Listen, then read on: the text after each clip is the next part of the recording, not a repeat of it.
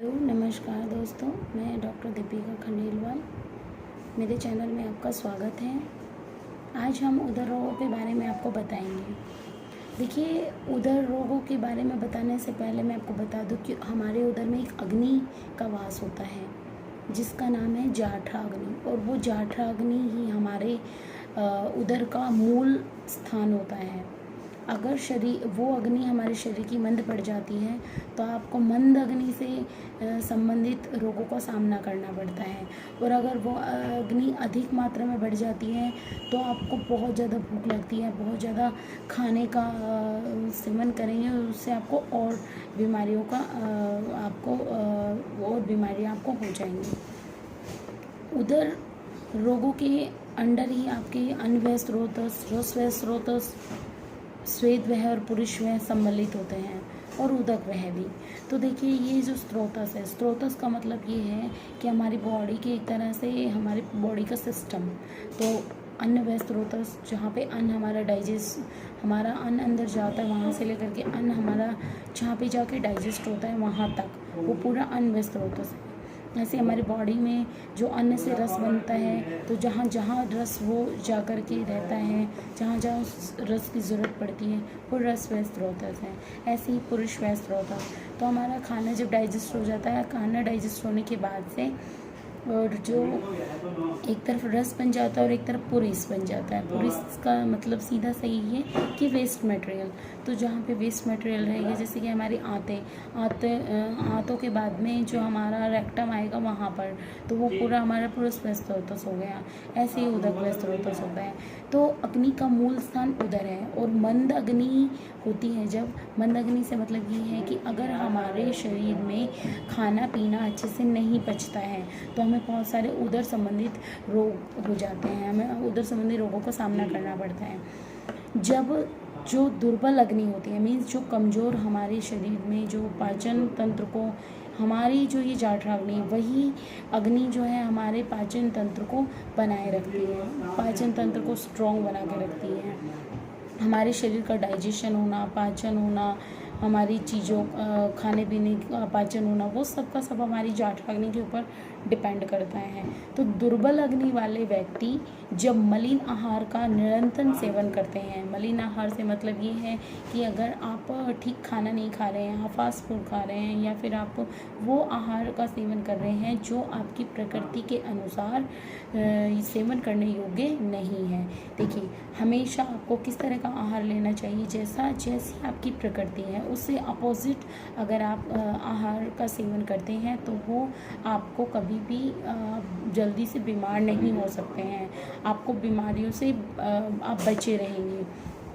तो अगर हम मलिन आहार का सेवन करते हैं, या फिर हम रूखा और बासा भोजन हम कर रहे हैं, और हमारी अग्नि भी दुर्बल है, और हम निरंतर अगर ऐसा करते जा रहे हैं, तो वो अग्नि क्या करेगी, आहार का उचित पाक नहीं करेगी। और जब आपका खाना उचित रूप में पाक नहीं होगा तो उदर प्रदेश में बहुत सारे दोषों का संचय होने लगेगा। बहुत सारे दोषों का वहाँ पर संचय होने से आपको जो है बीमारियाँ, कोई भी बीमारी पकड़ लेगी उदर संबंधी, या फिर उससे संबंधित जो भी आपके ऑर्गन्स हैं, जो भी आपके सिस्टम्स हैं, उन संबंधित आपको बीमारियां होने लग जाएगी।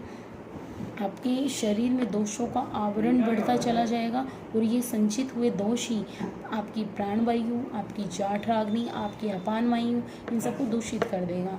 अब देखिए, प्राणवायु क्या है। प्राणवायु ये है कि जैसे हमारे शरीर में शुद्ध एयर का इनहेल और एक्सेल होता है, वो प्राणवायु है। अगर प्राणवायु अच्छी रहती है तो हमारे शरीर पे, हमारे चेहरे पर एक गजब का तेज होता है, हमारी पूरी त्वचा मानो एक कांति में दिखाई देती है, हमारा श्वास प्रश्वास अच्छा बना रहता है।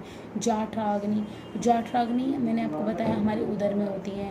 हमारे सारे खाने पीने वाली चीज़ों का जो पाचन होता है वो जाठरा अग्नि के द्वारा ही संपन्न होता है। एक होती है अपान वायु। अपान वायु का मतलब होता है जो हमारे मतलब कि नीचे वाले स्रोत से जो हमारी गैस पास होती है वो अपान वायु में। तो अगर हमारे शरीर की वायु ठीक नहीं रहेगी तो हमारे जो है अपान वायु, गंदी अपान वायु मतलब कि उत्पन्न होगी, तो उससे क्या होगा कि उससे हमारे पूरी शरीर, उससे पता चलेगा कि हमारे शरीर का जो है पूरा सिस्टम गड़बड़ है, दूषित है। तो हमें क्या करना होगा, इसीलिए मेन ज़रूरी है कि आप जो है अपनी अग्नि को सम्यक रूप में रखें, अच्छा खाएं। और देखिए, अगर अपान वायु दूषित हो जाएगी तो फिर अगर अपान वायु दूषित हुई तो वो हमारे ऊर्ध्व मार्ग और अधो मार्ग, ऊर्ध्व मार्ग हो गया मतलब कि जो हमारी प्राणवायु जहाँ पर है, ये हमारा हृदय प्रदेश और हमारा मुख, ये पूरा हमारा यहाँ पर ये सारा पोर्शन जो है हमारा ऊर्ध्व प्रदेश है। और नाभि से नीचे अधय प्रदेश, नाभि से ऊपर ऊर्ध्व प्रदेश, ठीक है। तो जो हमारा ऊर्ध्व और अधय दोनों मार्ग अवरोध हो जाएंगे, और अवरोध होने की वजह से हमारे मांस, त्वचा और मांस में आश्रित होकर के वो सब कुपित हो जाएंगे, और कुपित होकर के कुक्षि में आधमान कर देंगे। आधमान का मतलब है हमारा पेट फूल जाएगा, हमारे पेट में बहुत सारे विकार उत्पन्न हो जाएंगे, और वो उदर रोग, सभी किसी भी उदर रोग को जन्म दे सकते हैं। अब देखिए, अब बताते हैं कि उदर रोगों में आप किन दवाइयों का सेवन कर सकते हैं, आप क्या मतलब प्रयोग कर सकते हैं जिससे आपका जो है उदर के आपको व्याधियाँ ना हो। तो देखिए, अगर आपकी जठराग्नि मंद है तो आपको भूख प्यास ठीक से नहीं लगती है, तो आप चित्रकादि वटी आती है, चित्रकादि वटी एक टैबलेट सुबह और शाम खाना खाने से पहले आप चित्रकादि वटी का सेवन करेंगे।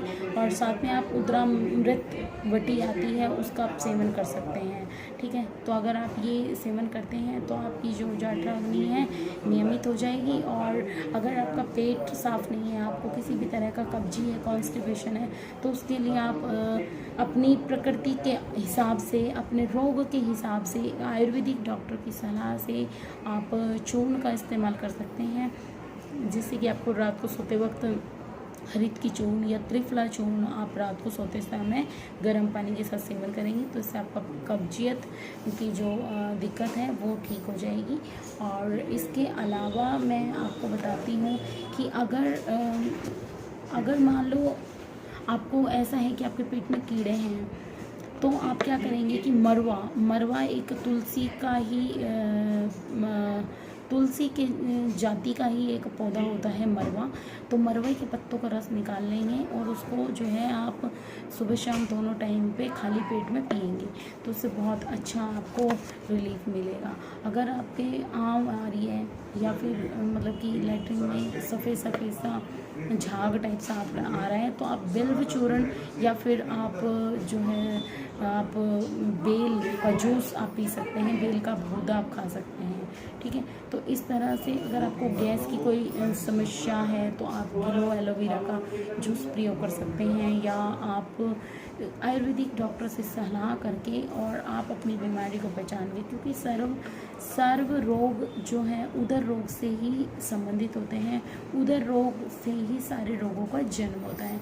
जब आपका एक बार पेट खराब होने लग जाता है तो आपको सारी बीमारियां वहीं से शुरू हो जाती हैं, ठीक है। तो अब इस पर विचार कीजिएगा, और फिर अगर कोई आपको इस तरह की समस्या है तो आप मुझे कमेंट बॉक्स में लिख के बता सकते हैं। मैं आपके रोगों को आपका प्रकृति आपसे पूछ करके, आप नहीं जानते तो आयुर्वेदिक डॉक्टर से मिलिएगा, और आप कमेंट बॉक्स में मुझे बताइएगा कि आपको कोई इनमें से कोई समस्या तो नहीं है। अगर है तो आप आकर के मेरे क्लिनिक पर विज़िट करिएगा, मैं आपको समझाऊंगी, आपको बताऊंगी, आपको काउंसिल करूंगी, और आपको बताऊंगी कि आपको क्या खाना चाहिए और क्या नहीं खाना चाहिए। नमस्कार।